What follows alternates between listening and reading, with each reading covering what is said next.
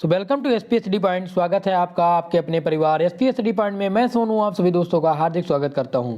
दोस्तों आज की इस क्लास में बात करूंगा बीएससी फर्स्ट ईयर के केमिस्ट्री यानी फंडामेंटल्स ऑफ केमिस्ट्री पर, जिसमें हम सेमेस्टर फर्स्ट की बात कर रहे हैं। जैसा कि आप सबको पता है कि ये क्लास सेमेस्टर फर्स्ट के लिए ही होने वाली है। इससे पहले क्लास में आगे बढ़ने से पहले मैं आप लोग को बता दूं, ये क्लास न्यू एग्ज़ाम पैटर्न 2022 के अनुसार चलाई जा रही है, जिसमें आपका जो ओल्ड सिलेबस था वो चेंज हो करके जो आपका एग्ज़ाम होता था, केवल लास्ट में एक ही एग्ज़ाम होता था, अब वो हटा करके सेमेस्टर वाइज दे दिया गया है। यानी कि अब आपके जो एग्ज़ाम हो रहे हैं वो 2 सेमेस्टर में होने वाले हैं। ठीक है, जैसा कि कुछ यूनिवर्सिटी अपना फर्स्ट सेमेस्टर का एग्ज़ाम करा रही हैं और जिनमें भी न्यू सिलेबस लागू हुआ है उनमें लगभग ये मानकर चलिए कि 90% यूनिवर्सिटी अपना पेपर रिटर्न करवाने वाली हैं, और जिनकी भी यूनिवर्सिटी में ऑब्जेक्टिव टाइप प्रश्न होने वाले हैं उनके लिए भी क्लास उपलब्ध कराई जाएगी। और अभी तक मैंने आप लोग को एमसीक्यू मोड में ही क्लास दी थी, जिसमें केमिस्ट्री के अधिकांश टॉपिक मैंने ख़त्म कर दिए थे। जैसा कि इनऑर्गेनिक और ऑर्गेनिक का टॉपिक मैंने डिस्कस कर लिया था, जिसमें आप एमसीक्यू की वीडियो वहां से जाकर देख सकते हैं, प्लेलिस्ट में आपको मिल जाएगी। दूसरी बात, क्लास का जो आपको पीडीएफ है वो मिल जाएगा टेलीग्राम चैनल से। टेलीग्राम चैनल ज्वाइन करने के लिए डिस्क्रिप्शन बॉक्स में लिंक दिया गया है, आप वहां से टेलीग्राम चैनल ज्वाइन कर लें। दूसरी चीज़, अगर आपको कोई दिक्कत है तो आप कमेंट बॉक्स में कमेंट करके ज़रूर बताइए, ठीक है।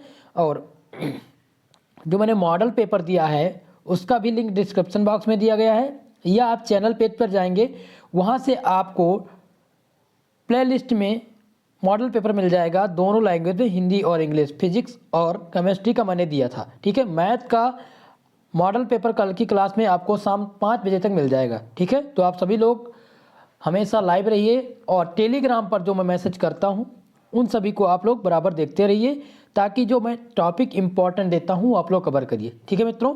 चलिए क्लास को शुरू करते हैं। अगली क्लास में मैं सॉल्व पेपर देने का प्रयास करूंगा, कल की क्लास में मैं सॉल्व पेपर कराऊंगा, ठीक है। आज मैं इंपॉर्टेंट टॉपिक डिस्कस करूंगा।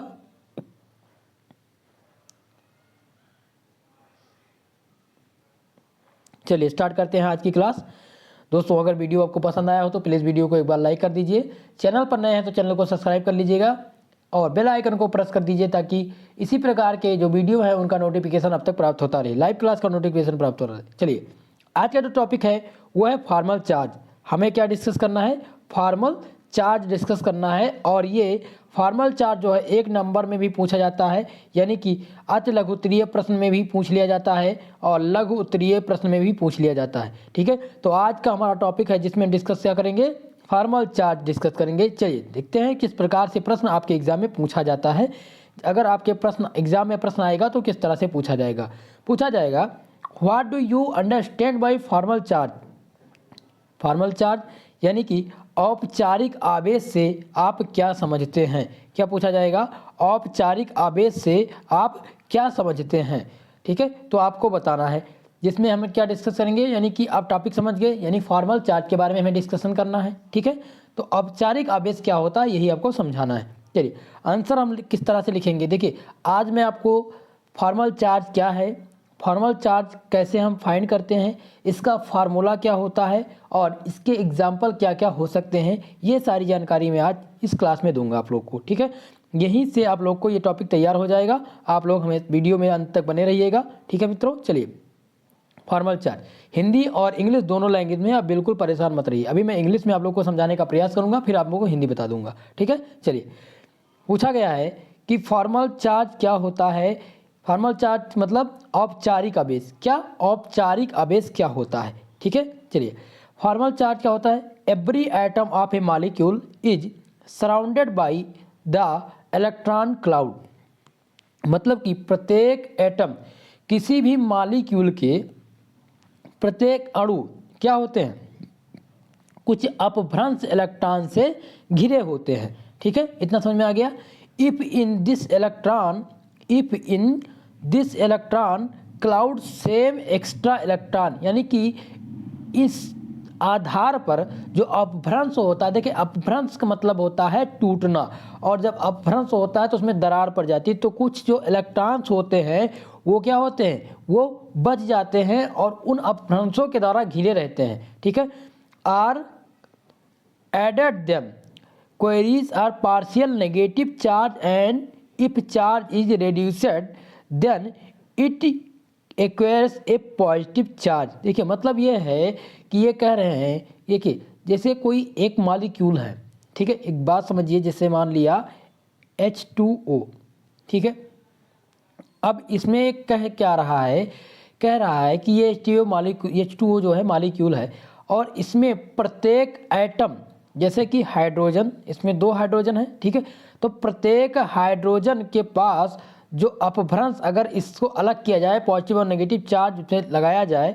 तो इसमें अपभ्रंश जो होगा, कुछ इलेक्ट्रॉन्स जो होंगे वो क्या करेंगे, वो अपभ्रंश हो जाएंगे, और वो किसकी तरफ से आकर्षित करेंगे, वो पॉजिटिव और नेगेटिव चार्ज की तरफ आकर्षित करेंगे। ठीक है, यानी partially negative charge if charge is reduced then it is acquires positive charge, यानी कि जब वो पॉजिटिव चार्ज कंटेन करेंगे तब क्या करेंगे, जो पार्शियली नेगेटिव चार्ज रहेंगे वो क्या करेंगे, खिंच करके इनके पास आ जाएंगे और वहाँ पर ऐड हो जाएंगे। ठीक है, यही फॉर्मल चार्ज का फंडा है। ठीक है, इसी तरह से फॉर्मल चार्ज आपको समझना है। These charge are called are formal charge, यानी इसी प्रकार के जो चार्ज होते हैं वो क्या कहलाते हैं, वो कहलाते हैं फॉर्मल चार्ज कहलाते हैं। वो क्या कहलाते हैं, फॉर्मल चार्ज कहलाते हैं। एक थोड़ा सा एक हिंट के बारे में आप लोग को बताता हूँ। जैसे मानकर चलिए NH3 है, ठीक है, एक मॉलिक्यूल है। अब इसमें जो प्रत्येक अणु हैं, मान लीजिए कि हाइड्रोजन के 3 अणु,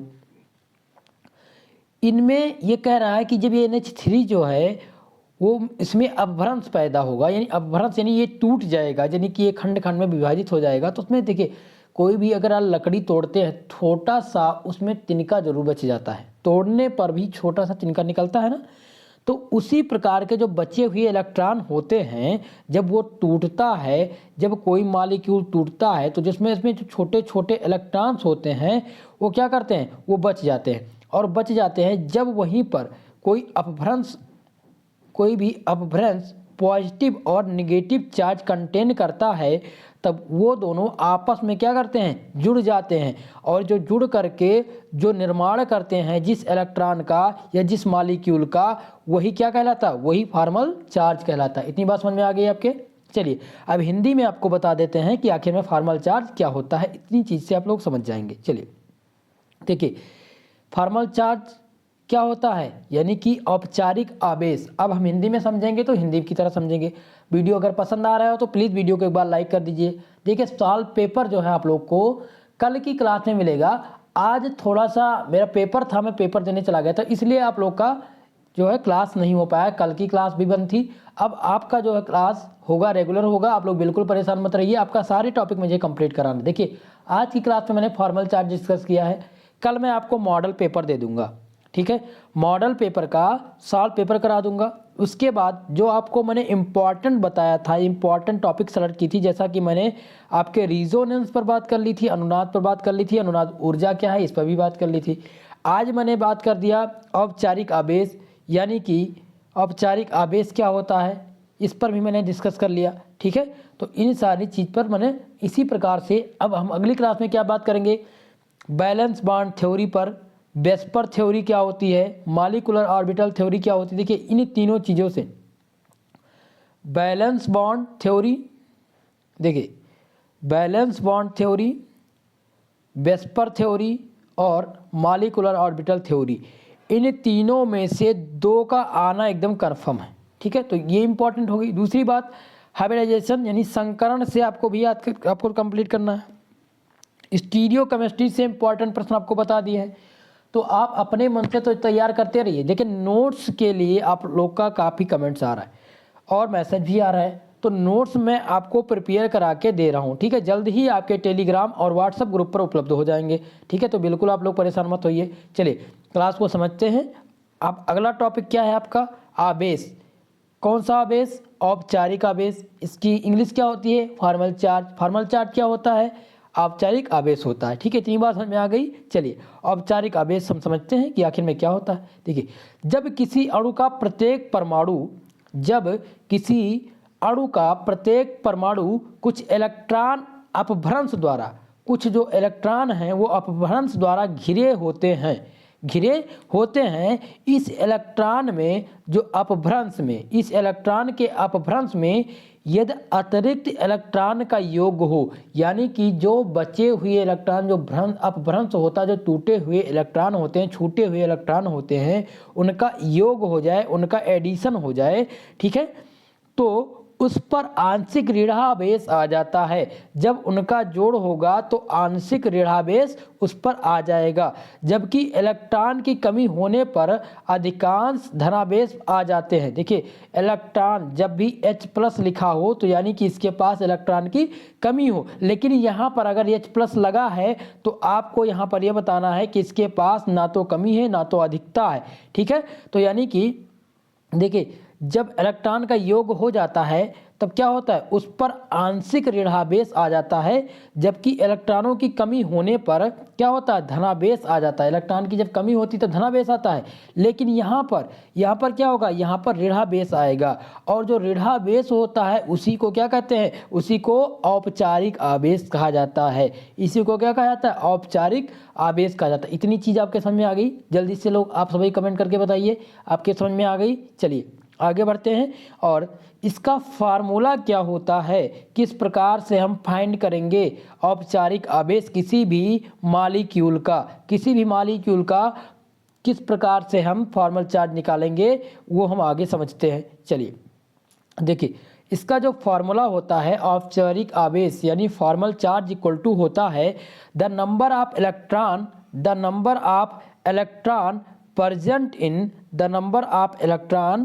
present in the valence shell of neutral atom. यानी कि आपको बताना है, क्या बताना है, कि the number of electron valence shell में, जो valence shell of neutral atom होंगे उनमें जो नंबर ऑफ इलेक्ट्रॉन प्रेजेंट होंगे उनकी संख्या minus number of non bonded electron. यानी आपको क्या करना है, number of non bonded electron, जो संख्या होगी नॉन बॉन्डेड इलेक्ट्रॉन की संख्या होगी उसको माइनस करना है, और फिर प्लस क्या होगा, नंबर ऑफ कोवैलेंट बॉन्ड। ठीक है, ये इसका फार्मूला, इसको समझ देते हैं। ठीक है, द नंबर ऑफ, तो आप लिखेंगे बैलेंस सेल इलेक्ट्रॉन, क्या लिखेंगे, balance shell electron minus number of non bonded atom plus number of covalent bond. यही फार्मूला है किसी भी मॉलिक्यूल का औपचारिक आवेश निकालने का। ठीक है, तो ये फार्मूला आप लोग नोट कर लीजिए। अब आपको निकालना कैसे है वो मैं बताता हूँ। चलिए आगे देखिए, अब आपको फार्मूला अप्लाई करना है। फॉर एग्जाम्पल ये क्या है, NH4 है, क्या है, NH4 का स्ट्रक्चर दिया गया है। इसमें आपको प्रत्येक हाइड्रोजन का इसमें हाइड्रोजन एटम का क्या निकालना है, हाइड्रोजन एटम का क्या निकालना है आपको फॉर्मल चार्ज। ठीक है, तो इसमें देखेंगे, देखिए number of electron of valence shell. देखिए बैलेंस सेल इलेक्ट्रॉन में कितने इलेक्ट्रॉन हैं, बैलेंस सेल इलेक्ट्रॉन की संख्या कितनी है, 1 है। बैलेंस सेल इलेक्ट्रॉन क्या होते हैं, देखिए हाइड्रोजन का परमाणु क्रमांक कितना होता है, H1। ठीक है, तो बैलेंस सेल इलेक्ट्रॉन की संख्या कितनी है, 1 है। ठीक है, समझ में आ गई इतनी बात। अगली बात, number of covalent bond. Covalent bond इसमें कितने बनेंगे, इसमें कोवैलेंट बॉन्ड कितने हैं, इसमें एक ही कोवैलेंट बॉन्ड है, तो कोवैलेंट बॉन्ड की संख्या क्या है, 1 है। अब अगला टॉपिक क्या है, number of non bonded electron. देखिए अब इसमें बॉन्ड तो किसी से बन नहीं रहा है, इसमें बॉन्ड का फॉर्मेशन तो हो नहीं रहा है। नॉन बॉन्डेड, जो नॉन बॉन्डेड हों उसकी संख्या आपको बतानी है। ठीक है, तो इसमें नॉन बॉन्डेड इलेक्ट्रॉन की संख्या नहीं है, तो यहाँ पर क्या हो जाएगा, 0 हो जाएगा। अब आप फार्मूला लगा दीजिए। अब फार्मूला में क्या लिखा था आपने, क्या लिखा था, balance shell electron minus number of को नॉन बॉन्डेड आइटम और प्लस कोवैलेंट बॉन्ड, ये आपका फार्मूला था। ठीक है, तो आपने लगाया क्या, देखिए बैलेंस सेल इलेक्ट्रॉन का है 1 है, माइनस अब यहाँ पर क्या है, number of non bonded atom, यहाँ पर नॉन बॉन्डेड एटम कितना है, 0 है, और नंबर ऑफ कोवैलेंट बॉन्ड कितना है, 1 है। तो आप इसे अगर ऐड करेंगे तो बराबर क्या निकलेगा, 0 ही तो आएगा। क्या आएगा, 0 ही तो आएगा। ठीक है, तो इसका फॉर्मल चार्ज अगर देखेंगे तो इसमें 0 आएगा। ठीक है, इतनी बात समझ में आ गई आपके। चलिए अब हम निकालते हैं नाइट्रोजन एटम का। अगर हम नाइट्रोजन एटम का फाइंड करना है आपको तो किस प्रकार से निकालेंगे, नाइट्रोजन एटम का अगर आपको फाइंड करना है किस प्रकार से फाइंड करेंगे, तो इतनी चीज़ आपके समझ में आ गई किस प्रकार से फाइंड करना। अगर कोई दिक्कत है देखिए अभी मैं आगे बताने वाला हूँ, परेशान मत रहिए। अभी मैं एक एग्जाम्पल और लेके बताता हूँ आपको ताकि समझ में आ जाएगा आप लोग को। चलिए अब हम बात करते हैं नाइट्रोजन एटम के। नाइट्रोजन एटम का हम किस प्रकार से फाइंड करेंगे, देखिए इसमें भी आपको देखना क्या है। देखिए नाइट्रोजन, इसका परमाणु क्रमांक कितना होता है, जल्दी से आप लोग बताइए, 7 होता है। ठीक है, अब आपको देखना क्या है, number of electron in valence shell. Valence shell electron आपको बताना है कितने होंगे। तो बैलेंस इलेक्ट्रॉन किस प्रकार से देखेंगे आप, जल्दी से आप लोग बताइए किस प्रकार से देखेंगे।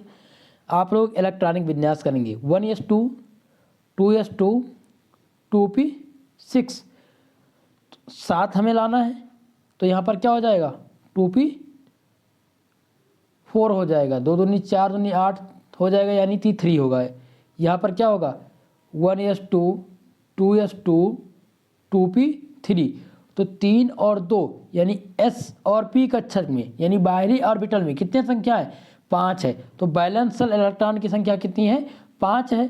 Number of non bonded electron, तो इसमें नॉन बॉन्डेड इलेक्ट्रॉन नाइट्रोजन में भी तो 0 है, इसमें भी तो कोई बॉन्डेड इलेक्ट्रॉन नहीं है, नॉन बॉन्डेड है सब, नॉन बॉन्डेड है ही नहीं है एक भी।